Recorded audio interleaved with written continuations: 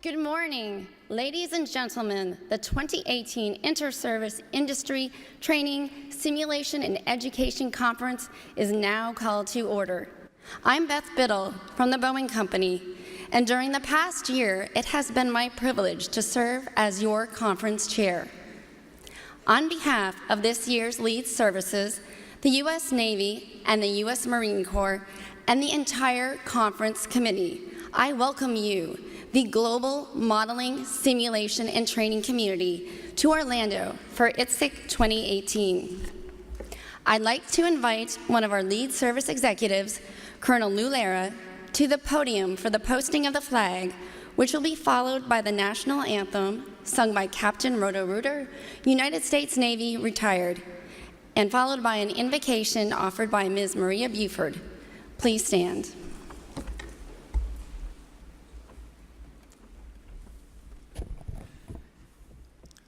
Good morning, ladies and gentlemen. March on the colors.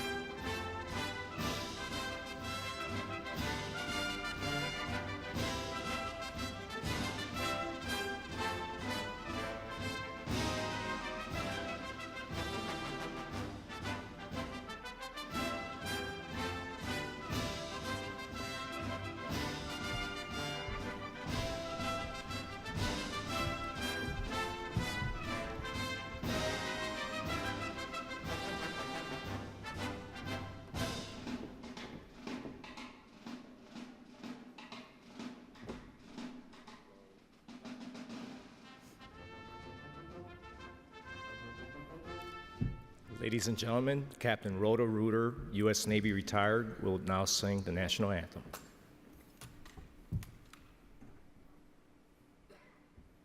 Oh, say, can you see by the dawn's early light what so proudly we hailed at the twilight's last gleaming, whose broad stripes and bright stars through the perilous fight o'er the ramparts we watched were so gallantly streaming.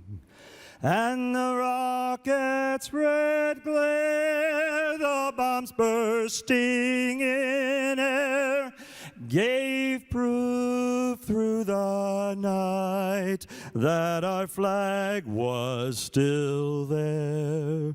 Oh, say does that star-spangled banner yet wave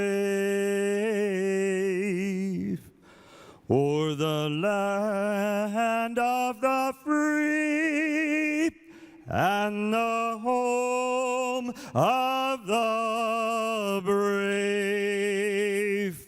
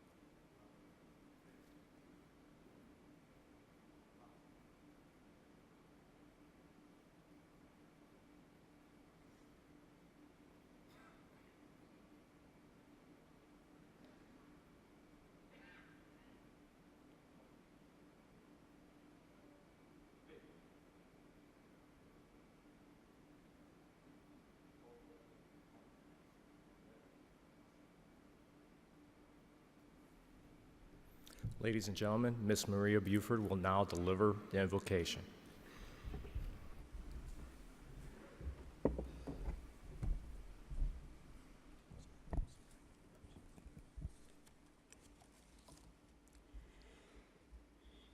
Dear gracious Heavenly Father, thank you for allowing us to see a brand new day. Thank you for all who have traveled from around the city, from around the state, from around the country, and around the world to assemble here today. I'm asking for your blessing and protection over this entire inter-service industry training and education conference. Please bless our partners of the military, our partners in industry, our partners in academia. I also ask your blessing on our members of Congress who have already graced us with their presence. Please renew the strength and energy of each and every individual who has worked tirelessly in order to make sure this 2018 symposium will be one of the most successful thus far. I'm asking that you provide traveling grace, mercy, and protection to those individuals who are still making plans or are already on their way to Orlando, Florida. Protect those in the air, on sea, and on dry land. I thank you for each and every individual who is attending this symposium, those who have made numerous visits in the past, as well as those who are going to experience all that ITSEC has to offer for the first time. Thank you for all the former conference chairs and program chairs. It is because of them that there is such a rich legacy of wisdom and knowledge for the current conference chairs and program chairs to draw from. Thank you for all of the members and employees of the National Training and Simulation Association, as well as the National Defense Industrial Association, who are responsible for such an awesome gathering. Please bless those who are in positions of leadership and influence of those two organizations as they continue to provide insight and direction in so many areas and on so many levels. As we proceed forth in this symposium, continue to steady us, strengthen us, and protect us. Bless each and every moderator, writer, contributor, speaker who will share of the insight and knowledge they have gained in their respective areas of expertise. Thank you again, Heavenly Father, for all things great and small. Amen, amen, and amen.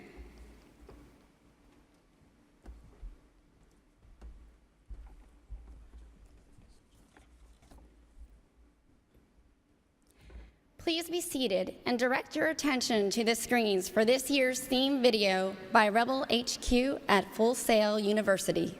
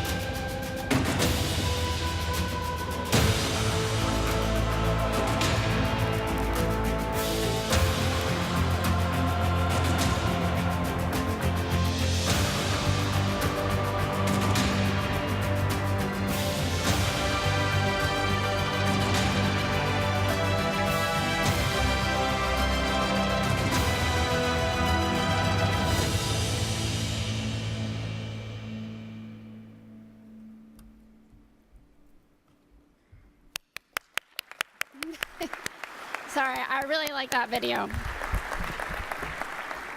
Thank you. Each year, someone from industry is chosen to chair this conference, and together with the lead service for that year, they develop a theme to guide the program and proceedings. This year's theme is Launching Innovation in Learning. Ready, set, disrupt. My first ITSEC experience was in 1997, a little over 2 decades ago. To put some perspective on changes in technology since then, consider the mobile phone. In 1997, mobile phones were used for, well, talking to another person. The mobile phones we carry around now have more storage and computing power than most computers from 1997, and talking to other people has long since been their primary function. Today, society relies on their phone throughout their daily routine, from getting traffic and routing updates to ordering their dinner. The point of the movie you just watched is that our way of life is constantly evolving and becoming intermingled with technology at a rate that is increasing exponentially. Our global environment and tools available today are not going to be adequate to support our future military and civilian responders. To future-proof, we need to continuously break out of our boxes and embrace and learn from our experiences to prepare our training and simulation community for the unforeseen environments of future generations. While my mom served in the United States Air Force and my dad worked in the defense industry, my path into the modeling, simulation, and training community came in a roundabout fashion. To display my independence going off to university, I avoided science and math like the plague. Sorry, Admiral Rob, but it gets better. First majoring in political science, then piano performance, and finally in psychology, while achieving my primary goal of graduating early. Luckily, Mom didn't let me stop there, and less than a month after graduating, I started a master's program in counseling and human development. After finishing my master's, I spent the next 5 years working in all facets of the publicly funded mental health industry. I wanted to make a positive impact on people's lives and sought different roles in my attempt to realize this goal. By a matter of chance, I audited a human factor psychology course at the University of Central Florida, UCF, which set my current career trajectory in motion. Has anyone ever heard of the 6 degrees of Kevin Bacon? Well, my position in the industry was the result of the 6 degrees of freedom of NOC-TSD. The 6 degrees of NOC-TSD, the Naval Air Warfare Center Training Systems Division. Starting with a discussion with a UCF classmate who had me talk to the colleague of his at the Army Research Institute, and so on, until I finally talked to someone who was seeking a research assistant at NOC-TSD. While my career in training and simulation was not part of my grand plan, it was the result of continuously striving to help empower people and adapting my tactics to move around roadblocks as they emerged. Most of all, it required observing, analyzing, and understanding the patterns of my successes so that they would be repeated, and my failures so that they would not. With respect to our ITSEC community, we need not discredit an idea because it is different or contradictory to our own. We need now to embrace diverse ways of thinking. We need now to constantly evaluate our plans, designs, and decisions, and have the courage to make course corrections when needed to ensure we further our modeling, simulation, and training community. This community, the ITSEC community, will continue to play a major role in ensuring that our armed forces, civilian responders, and supporting industries such as health and transportation remain prepared and ready to meet the current and future challenges in an increasingly complex global environment. Lessons from decades of learning research performed by our community will continue to improve the potential for how these innovations can truly make a difference. What sets this conference apart from others is the unique blend of high-quality, peer-reviewed papers and presentations, coupled with hands-on displays of the latest and greatest technologies and tools that will launch innovation in learning. The conference provides a full week of tutorials, paper presentations, professional development workshops, and special events.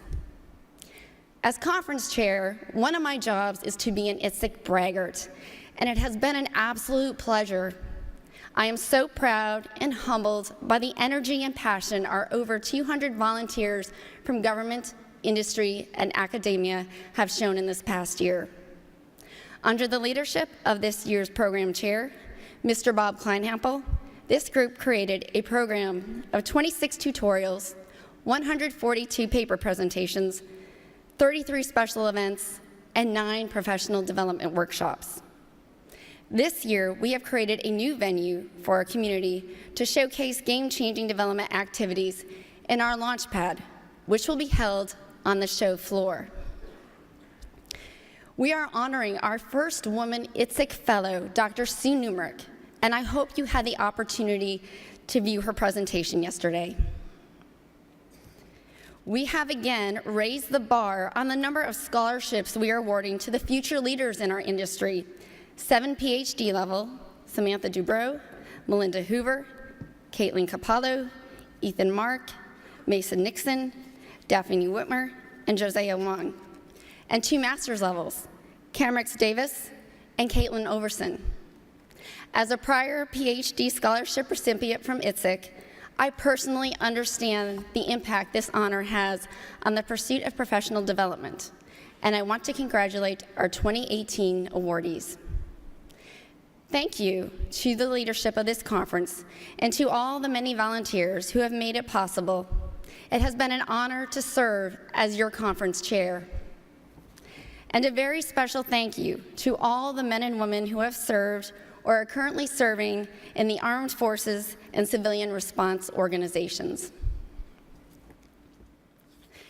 It is now my privilege to recognize a few of our distinguished guests with us here today. I'd like to ask each one to stand briefly as your name is called, and I'd appreciate it if the audience would please hold their applause until all have been introduced. General and flag officers will be recognized separately at the Senior Leaders Panel immediately following the opening ceremony. Admiral Chris Grady, Commander, U.S. Fleet Forces Command, and our government keynote speaker. Mr. Stan Deal, President and Chief Executive Officer of Boeing Global Services and our industry keynote speaker. Mr. Keith Cooper, Vice President, Training and Professional Services for Boeing. General Herbert Hawk Carlisle, United States Air Force retired, President of the National Defense Industrial Association. Rear Admiral James Robb, United States Navy retired, President of the National Training and Simulation Association. Captain Tim Hill, Commanding Officer, Naval Air Warfare Center, Training Systems Division, and the Navy Principal, Ms. Diana Teal, represented by Captain Kent Gritton, U.S. Navy retired. Colonel Lulera, United States Marine Corps, Program Manager for Training Systems, Marine Corps Systems Command, and the Marine Corps Principal, Mr. Martin Bushika. Brigadier General Mike Sloan, United States Army, Program Executive Officer for Simulation, Training, and Instrumentation, and the Army Principal, Mr. Jesse Campos. Colonel Philip Carpenter, United States Air Force, Chief, Simulators Division, Air Force Materiel Command, Wright-Patterson Air Force Base. And the Air Force Principal, Mr. Tony Del Sasso. Mr. Greg Knapp, Office of the Secretary of Defense Executive and Senior Advisor for Readiness and Training, and the Office of the Secretary of Defense Principal, Mr. Shep Barge. Please join me in welcoming our distinguished guests and dignitaries.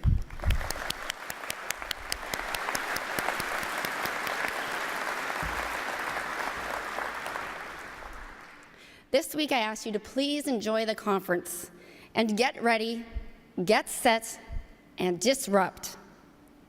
I'd now like to invite Captain Tim Hill to the stage for his opening remarks.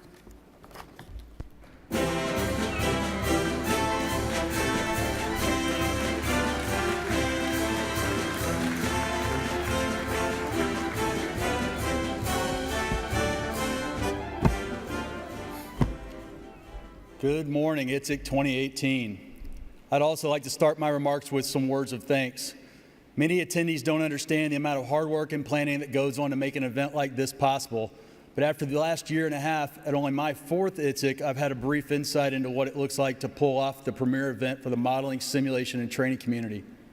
It's been absolutely amazing to watch the community respond to the vision that the program committee set forth, but more about that in a minute.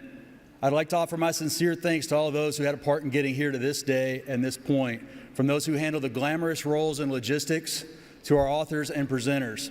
It's been a team effort, and now it's time for the fun part, execution.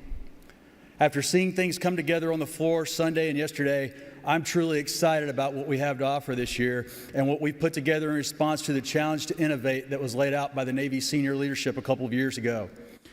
For those of you that are just now joining in ITSEC 2018, especially those who are attending for the first time, I'm sure that you'll get that same sense of excitement when you visit your first booth, attend your first panel, or listen to your first paper presentation. You too will be thanking the hundreds who have worked to make this event possible for giving you more insight and motivation about how this community can truly improve our warfighting capability. Before I introduce our service keynote address, I want to take a minute to speak about our theme for ITSEC 2018. As Beth mentioned, it's launching innovation and learning, ready, set, disrupt. When the Chief of Naval Operations visited here in 2016, he spoke about near-peer competitors and the rate at which they were increasing their capability. He spoke about how the curve associated with our own capability increase was relatively flat by comparison, and he challenged us to bend that curve upward, not only to hold off these near peers, but to extend our advantage over them. This applies to both current readiness, our ability to fight tonight with what we have, and future capability the Navy the nation needs. But perhaps the easiest thing to affect in this capability equation is our people and their performance. Relative to fielding revolutionary weapon systems, there isn't that much time required to improve the performance of our people. Fortunately, this sort of improvement is what the training community is all about. So when we developed this year's theme, we took the CNO's challenge as core to what we wanted to do. To truly bend the capability curve, we need to move beyond the status quo and truly innovate where appropriate. Additionally, and as the CNO mentioned in 2016, we have to move beyond the age-old mindset of check-in-the-block training and get to true learning. Learning that continues throughout a sailor's career and learning that truly leads to proficiency. That's how we got to launching innovation and learning. The tagline, Ready, Set, Disrupt, indicates that if we're successful in creating that innovative learning culture, we will truly disrupt the status quo and change the trend line upward in the way that's required. So as you journey through ITSEC 2018, you'll see this theme woven into the program everywhere. The technology on the floor, the panel themes, and all the papers weave it in all over the place. There's also a new venue that Beth mentioned that I'll mention again called the Launchpad. It's meant to showcase emerging technologies and ideas that could truly be disruptive so that they can be accelerated into use where appropriate. I encourage you to check it out. As a Sea Services year at ITSEC, the Navy Marine Corps team was given the honor of soliciting this year's service keynote speaker. Given what I mentioned about increasing both current readiness and future warfighting capability, we found the perfect speaker for this year's program. Admiral Chris Grady, a native of Newport, Rhode Island, and a graduate of the University of Notre Dame, is the current commander of United States Fleet Forces Command based in Norfolk, Virginia. He mans, trains, and equips over 125 ships, 1,000 aircraft, and 103,000 active duty service members and government employees. As commander of U.S. Fleet Forces, he's responsible for providing combat-ready forces forward to numbered fleet and combatant commands around the globe in support of U.S. national interests. During past assignments, he commanded the U.S. Navy's 6th Fleet, Striking and Support Forces NATO, Naval Service Force Atlantic, Carrier Strike Group 1, USS Carl S. Vinson Carrier Strike Group, Destroyer Squadron 22, USS Cole, USS Chief, and USS Ardent. Ladies and gentlemen, my distinct pleasure to pass the mic to Admiral Chris Grady.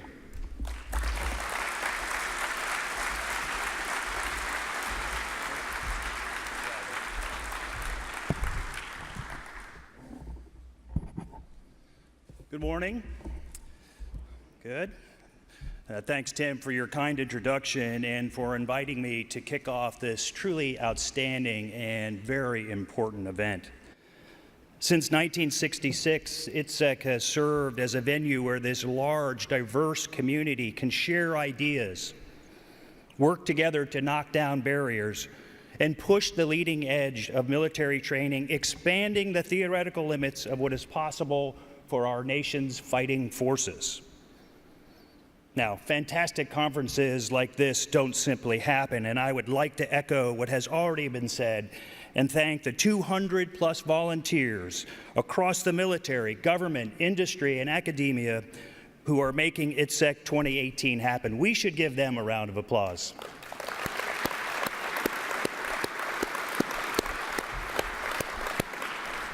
And of course, there's great leadership here, and let me recognize Beth Biddle and Bob Kleinhampel for their leadership that brings this cross-functional team together. Thank you both. For decades, the United States military has enjoyed uncontested superiority in every operating domain. We could deploy and operate our forces when and where we wanted. However, now our competitive military advantage is challenged, and we now face the reemergence of long-term strategic competition by revisionist and revanchist powers who seek to shape the world consistent with their authoritarian model. We face an ever more lethal and complex battlefield with effects combined across all domains and with operations conducted at increasing speed and reach. If left unaddressed, our ability to deter aggression will rapidly become challenged, endangering our ability to win decisively if deterrence fails. We must adapt to this reality and respond with urgency by maintaining our control of the high end of maritime conflict. We must do this while understanding that the competition extends beyond the maritime domain, including, importantly, space, cyber, and the electromagnetic spectrum. And we must act aggressively to remain the preeminent military power in the world, ensuring the balances of power remain in our favor and advance an international order that is most conducive to our security and prosperity and that of our friends and allies. The nature of warfare is changing, and consequently, we have an imperative to transform how we train and prepare ourselves. We need to adopt an innovative, aggressive approach to our warfighting development, and we must outthink, outmaneuver, outpartner, and out-innovate our competitors. Now, given this reality, this year's conference theme of disruption is absolutely appropriate.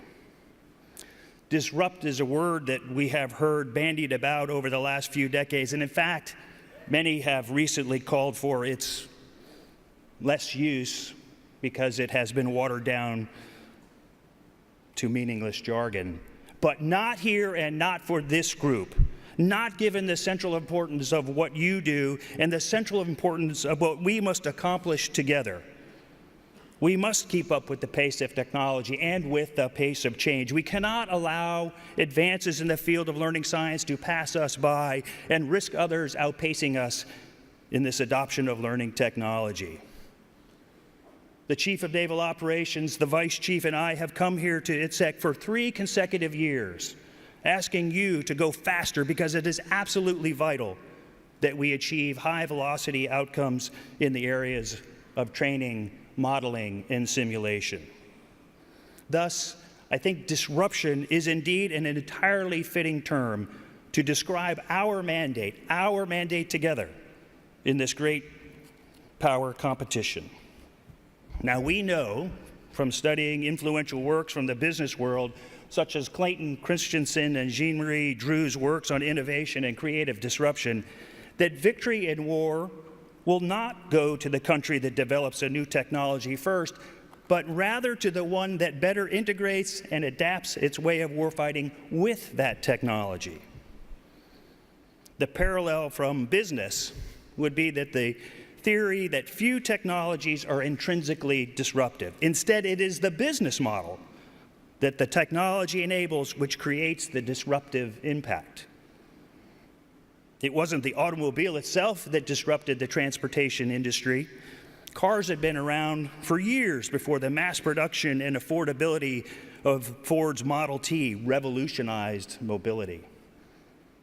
So we must anticipate the implications of new technologies in the battlefield and foster a culture of experimentation and calculated risk-taking, developing new operational concepts to sharpen our competitive advantages and enhance our lethality.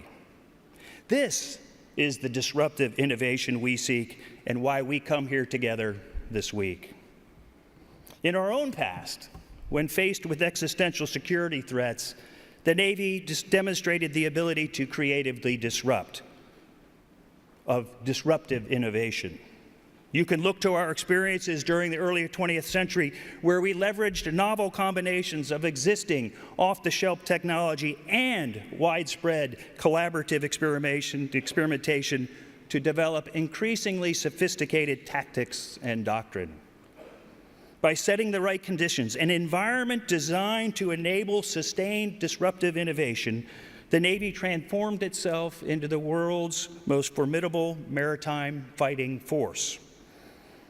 Our leaders at the time recognized that in order to disrupt the model of maritime conflict, we needed to transfer influence and power to where it optimally belongs, with our supremely talented warfighters, the loci of all useful knowledge.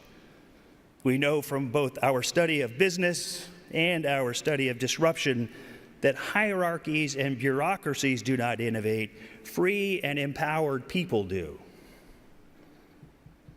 So what lessons should we take away from this time period in our Navy's history?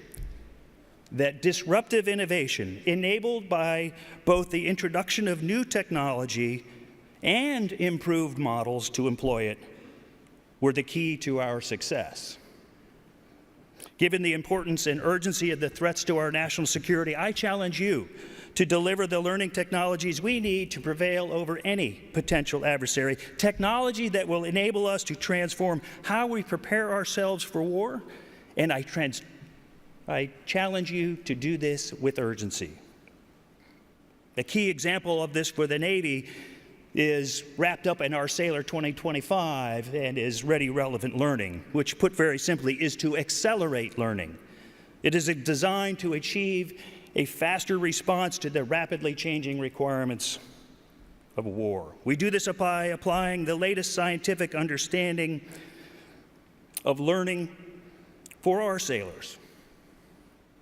We must apply modern training delivery models, understanding that everything isn't best learned in a brick-and-mortar schoolhouse. Some skills are better learned with high-quality interactive courseware presented on a tablet, perhaps right down at the deck plate. Leveraging gaming, the science of competition, augmented reality, and multimedia, Ready Relevant Learning works. It has already proven that it accelerates learning by delivering modern training at the time and point of need, and it is training that sticks. Similarly, we must deliver the live, virtual, and constructive training technology that will enable our people to revolutionize how we fight and win in complex, high-end combat. There is an enduring nature to the environment we face during combat, regardless of where and when it occurs. Violence, stress, death and destruction, fear, complexity, uncertainty are some of the things one must be prepared to endure. Combat, then, certainly is one of the most challenging atmospheres a human can face, but it can't be completely replicated. However, the goal for our forces entering combat always must be to have been there before, so that they have the confidence to know that they can fight and win. We want them to become accustomed to quick decisions and efficiently and effectively operating under rapidly changing conditions. We want muscle memory. Therefore, we strive to come as close as possible to placing them in the environment that they will face in combat. So LVC must bring the capability to train against realistic threats in environments that resemble the expected theater of operations. This is a level of realism enabled by modern technology that simply hasn't been possible until now. By live, we were referring to real people operating real gear with real risk. Live training has long represented the absolute best training we could provide. Operators gained all too valuable confidence through seeing their gear really work, but it can be intense given the risks involved. And live training does have its limitations. It may be unsafe or impossible to reproduce battle conditions. It can be costly to produce the threat density that we expect to see in combat. And just as importantly, we may not want to show our adversaries how we plan to fight. By virtual, we mean real people operating simulated systems. Think pilots flying a simulator or a ship actually tied to a pier, but simulated at sea while actually using shipboard gear, all connected via the Navy continuous training environment. And by constructive, we mean synthetic weapons and platforms that emulate the real-world enemy order of battle, looking no different than a live track would to a watchstander in CIC. LVC must bring the best mix, constantly adapting to our needs, optimizing the value of our training in every way. We will get many more sets and reps than we do in a live-only environment, and our people must get the experiential learning necessary to compete and win in the high-end fight. We want them to be able to build true experience, to optimize their tactical decision-making because they have seen it before. They must have relevant first-hand experience with nearly all branches and sequels. And LVC must allow our forces to train and refine new tactics against current and emerging capabilities while limiting our adversaries' ability to observe how we plan to fight. It needs to enable our forces to conduct pre-combat training, just in time, in theater, effectively bringing the training range with us. Nothing like that has been possible until now, and it is an extremely powerful possibility. It will give us the ability to rehearse the fight instead of just training like you fight. LVC thus gives us the potential to radically shift the high-end warfighting balance in our favor. Despite the fact that we are in the early stages of LVC development, we are beginning to reap significant benefits. For example, during the recent Harry S. Truman Carrier Strike Group's composite unit training exercise, we were able to exchange live tracks from ATSEC units within our East Coast training centers with pilots and flight simulators on the West Coast. We projected high-fidelity, constructive, hostile surface combatants into the problem. We combined these tracks with live land-based training emitters to push real emissions into the battle space, giving further realism to our operators. The constructive hostile warships launched synthetic anti-ship missiles at our live forces, who were forced to defend themselves against these leading-edge threats. This combination of live and constructive tracks is only one example of how we were taking our high-end training to the next level. Moreover, we were able to virtually incorporate multiple carrier strike groups into the fight. The Abraham Lincoln Carrier Strike Group participated in the exercise despite the fact that they were pierside at the time conducting routine maintenance across the strike group. Historically, we couldn't conduct this type of high-end training until we created the U.S. Atlantic Fleet in 1907, taking our ships from their forward distance stations in various deployed squadrons around the world and dedicating them to fleet battle problems. Now, with LVC, we will soon be able to virtually assemble forces anywhere in the world to work in large formations, training for the high-end fight. LVC will enable the adoption of a new model for how we prepare for that high-end fight. Our next step will be to inject live tracks from live exercises into our simulators, making it more realistic for both our virtual participants and our live participants. The ultimate goal, of course, to create a seamless LVC environment, enabling us to continuously train operators anywhere in the world within a single shared virtual operating theater. LVC technology will soon enable simultaneous distributed peacetime presence, so critical to being the contact and blunt forces that we have, and the aggregation of forces in the virtual operating theater to prepare for the high end. This technology truly has the potential to disrupt the current business model of force generation. Now, the possibilities for training our people using this technology spans the entire system. These skills include new accession, fundamental skills training, and range all the way to the operational level of war involving entire fleets in high-end combat. We know that high-performance teams are the building blocks of world-class organizations. Each team is enabled by the effectiveness of the individuals within them.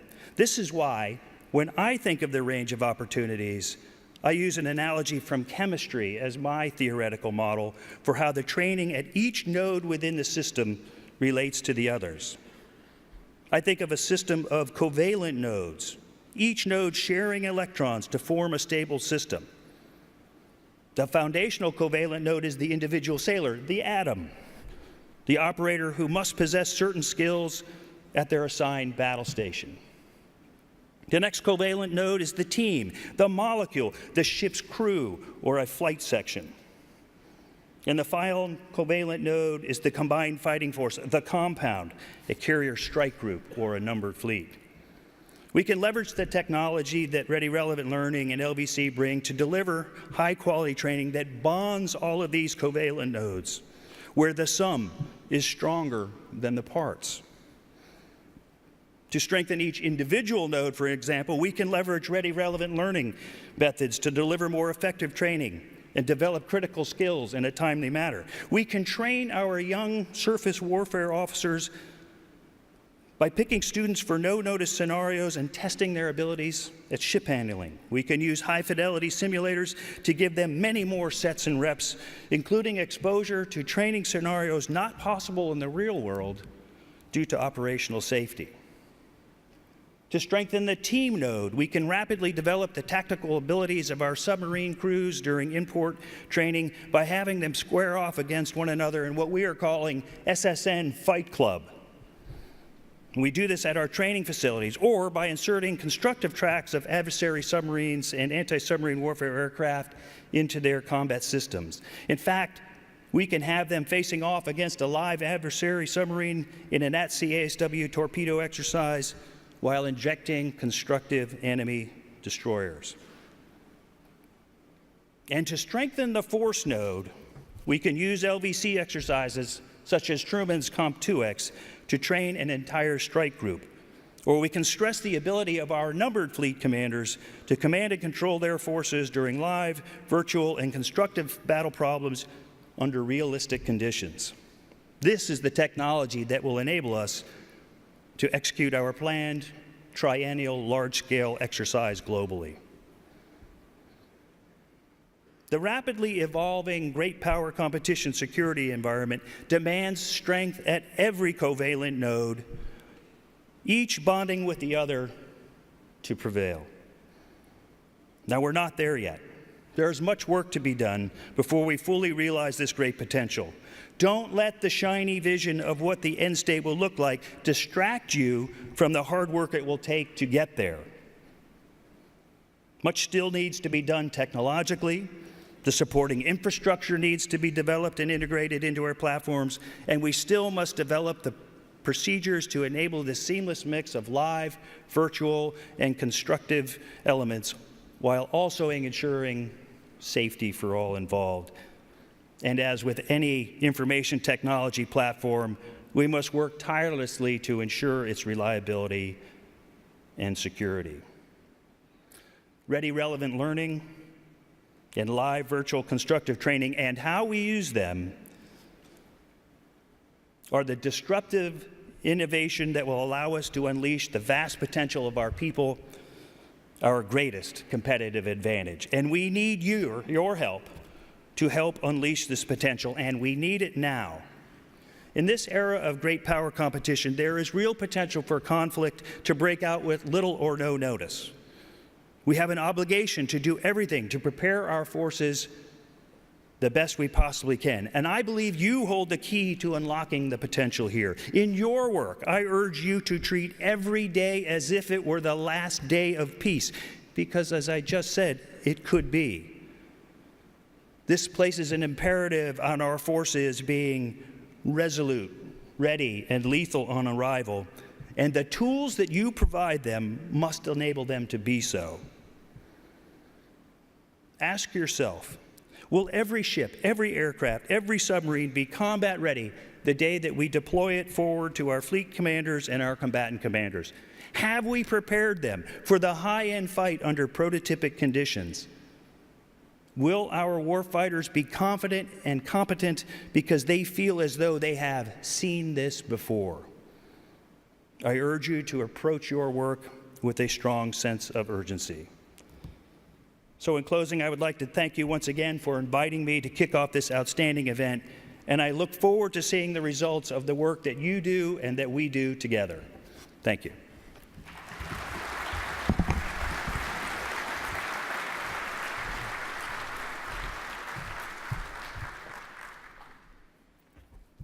Thank you, Admiral Grady. And I guess I need to lower these because I'm short. I'd now like to introduce this year's industry keynote speaker, Mr. Stan Deal. Mr. Deal is an Executive Vice President of the Boeing Company and President and Chief Executive Officer of Boeing Global Services.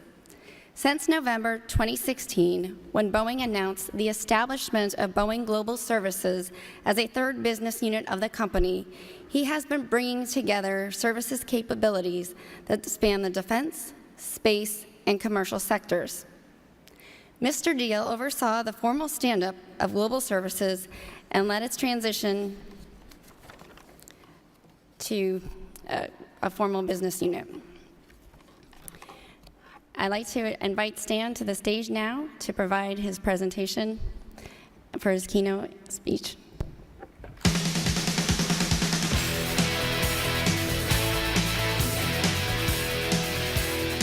All right. Well, good morning. Morning. All right. Somebody responded. I should have done that for you, Admiral Grady.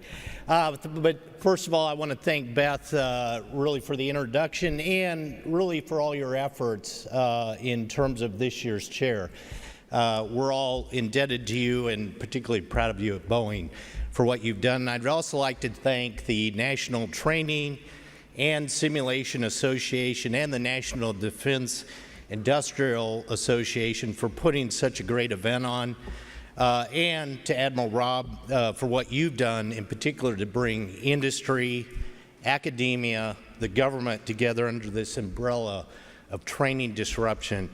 It's incredibly relevant, and it's a worthy topic, one that we're all collectively responsible for. And of course, my sincere thank you to you, Admiral Grady, for your service, your leadership, your partnership. We're in this together. We really are. We're honored.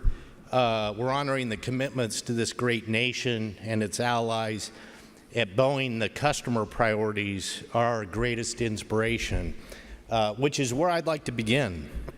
Soon after I got this assignment as the leader of Boeing Global Services, I was honored with an invitation to visit the aircraft carrier USS Theodore Roosevelt. It was on its one-month workup before deployment.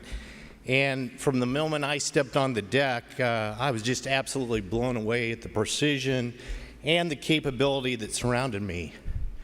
I was also filled with incredible pride and patriotism as I watched some Boeing-built F-18s at work and some of our fundamental services that we provide at work.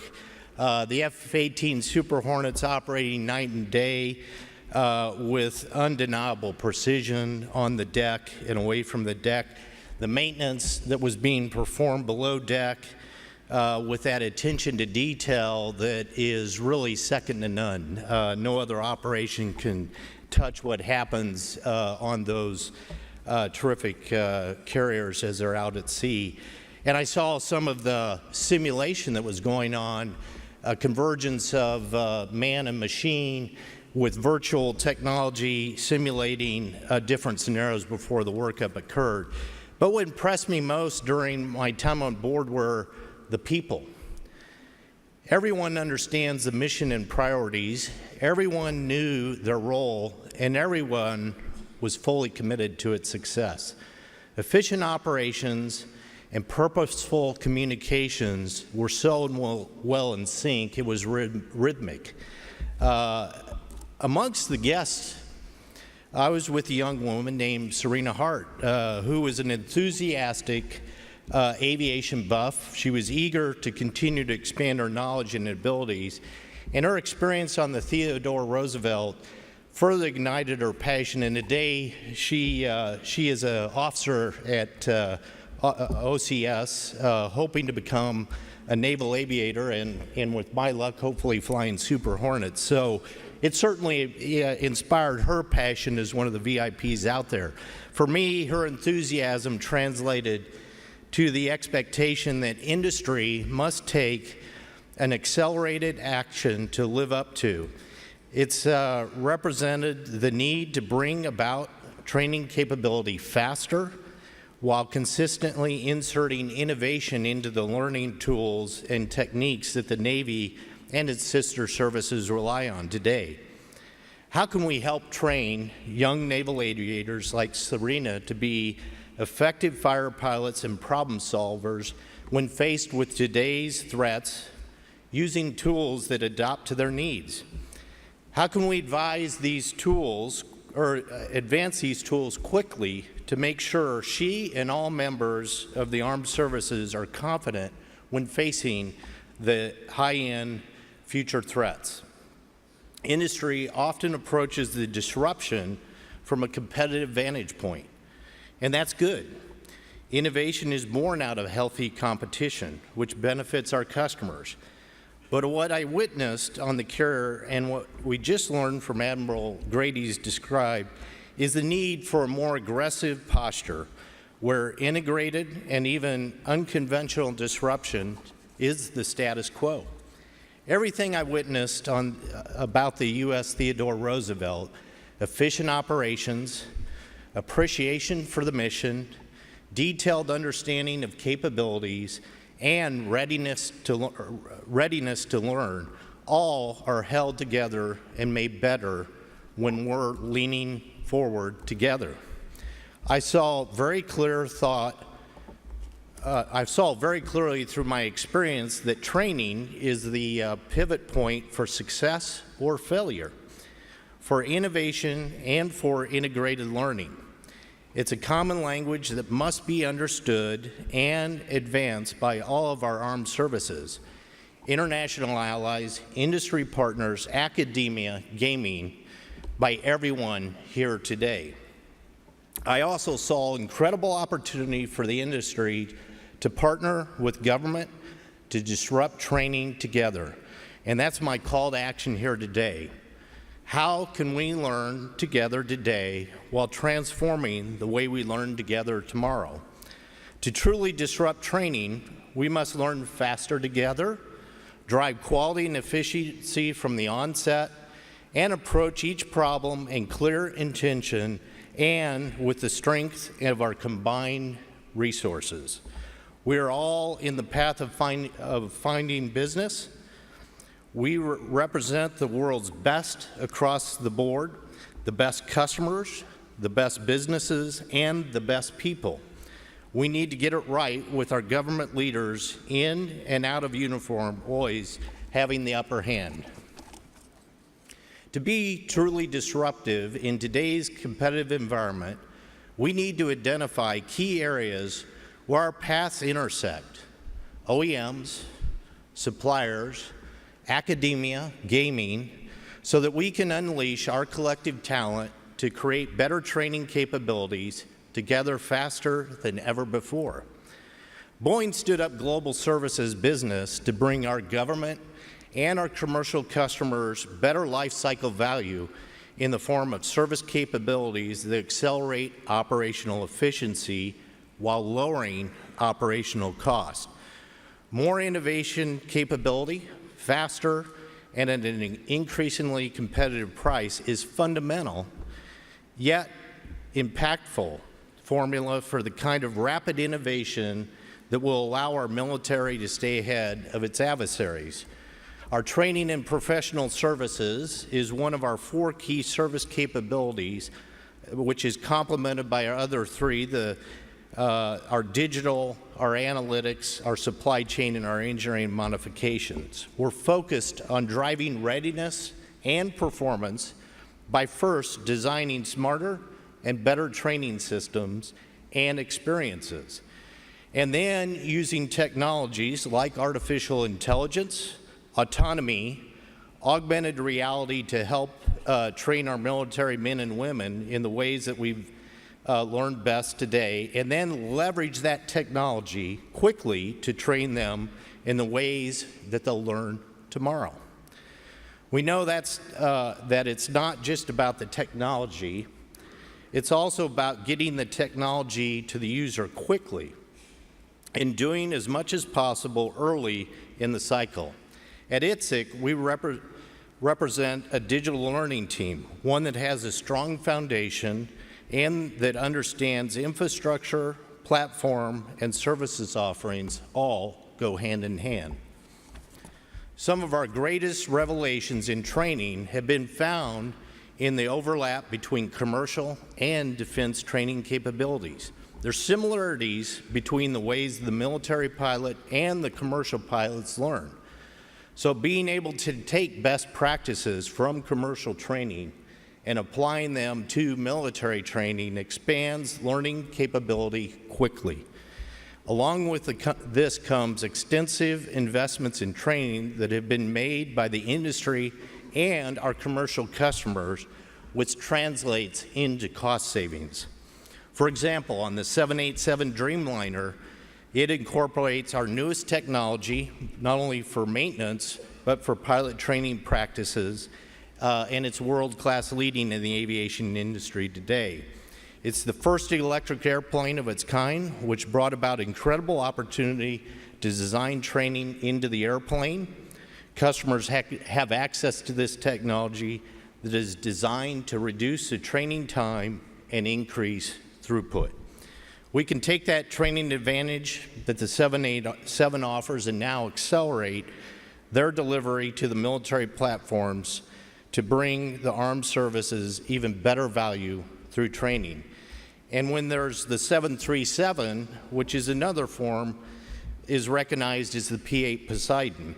You may be aware of the partnership between Delta Airlines and Boeing and the Navy on maintenance and repair work for the P-8.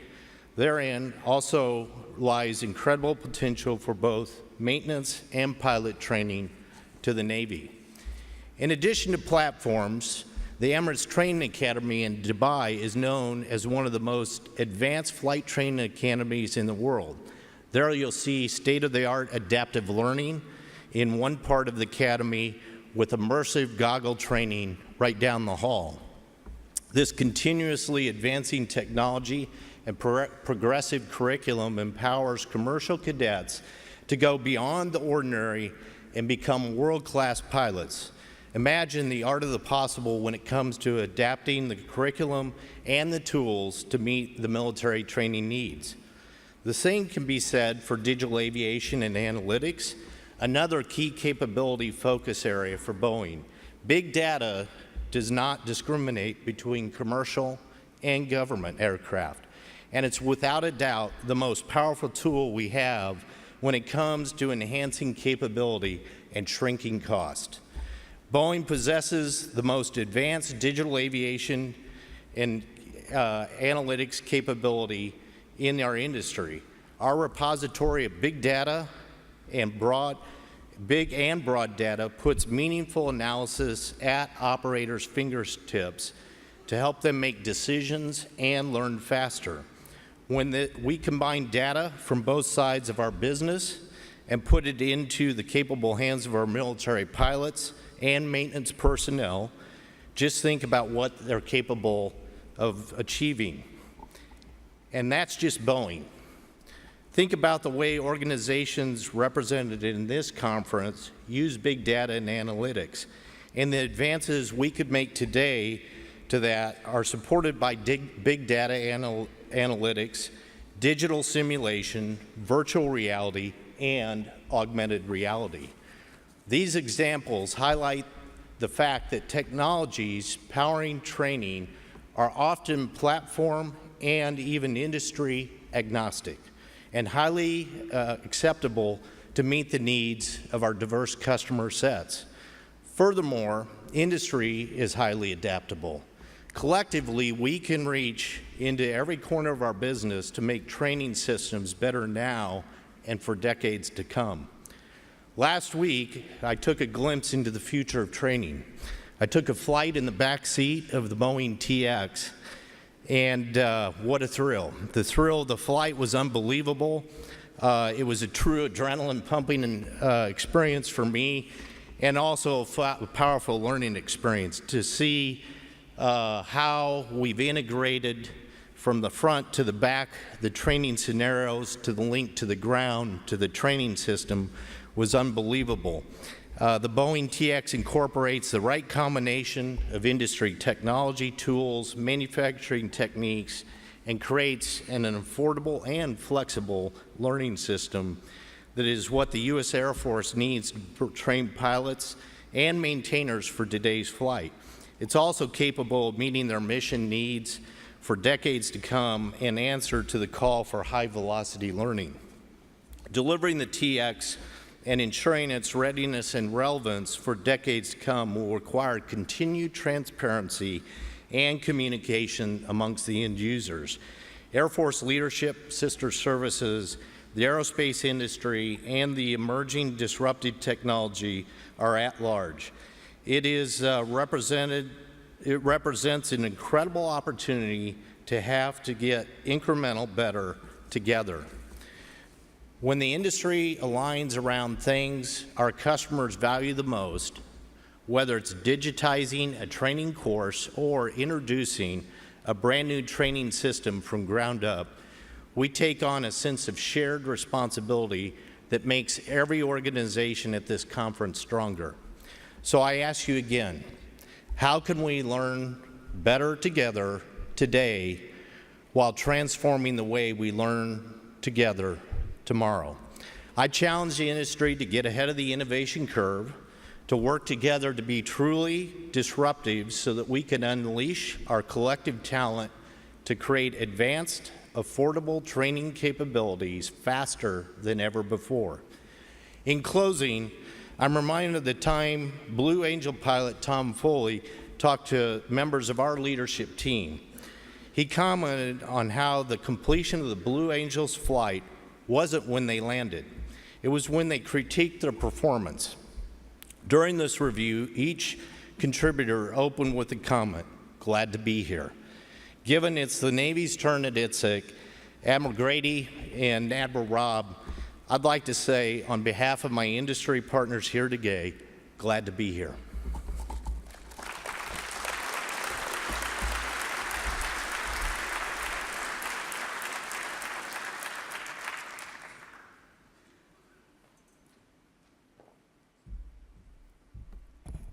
Thank you, Stan. And I'd now like to introduce Admiral Jim Robb, President of the National Training Simulation Association.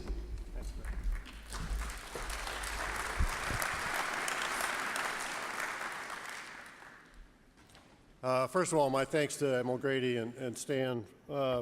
Really fantastic presentations, worthy of another round of applause, please.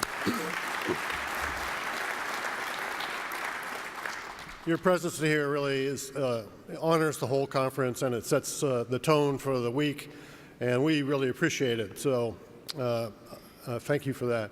Also, my great thanks to Beth Biddle for a year's worth. To get to where she is today takes a 6-year succession plan, and she's grown during that time frame and really blossomed into a terrific leader. And I think it's just amazing to watch sort of the homegrown approach to ITSEC, where she starts at a scholarship, ends up being the conference chair. So again, thank you very much.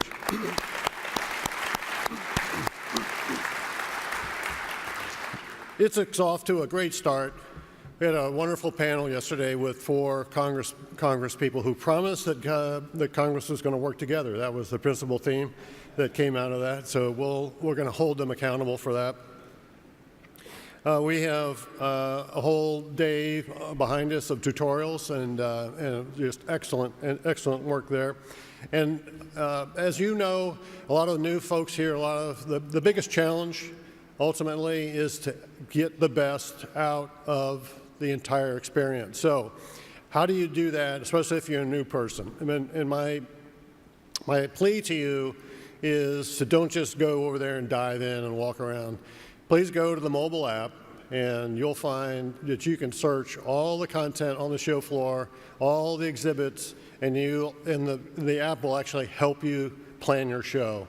And if you don't do that, it's going to be chaotic. It's too much, it's too rich, there's too many events. So I really enjoin you to go out and make a little plan before you dive into the pool. I also want to highlight a couple of special events that are going to happen during the week. We have a great panel here at 10:30 of senior leaders. This afternoon we have a Navy flag panel about the theme, The Navy the Nation Needs. I encourage you to check that out.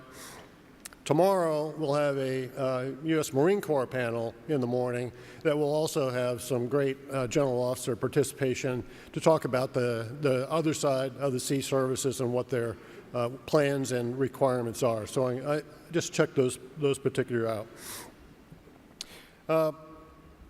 We at NTSA and NDIA are really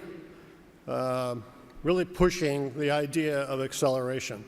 And so we're happy to have not only the T-REX OTA on the floor of personnel, and this is other transactional authority, again, designed to do prototypical activities, not in 7-year cycles, but in 1-year cycles, 6-month cycles. And we're encouraging that activity and really supporting the program. We have to go faster, and we have to get and assimilate technology into the systems. This is one of our primary challenges, I think, in the community. The Launchpad program, which is a brand new thing for this year, some risk as always, is another approach to bringing prototype-type activities that were developed by industry, that they are seeking visibility within this domain. And they're bringing it and showing it. We're going to try it out and see what happens. And I encourage you again to go attend a Launchpad event sometime during the week and give us some feedback for next year.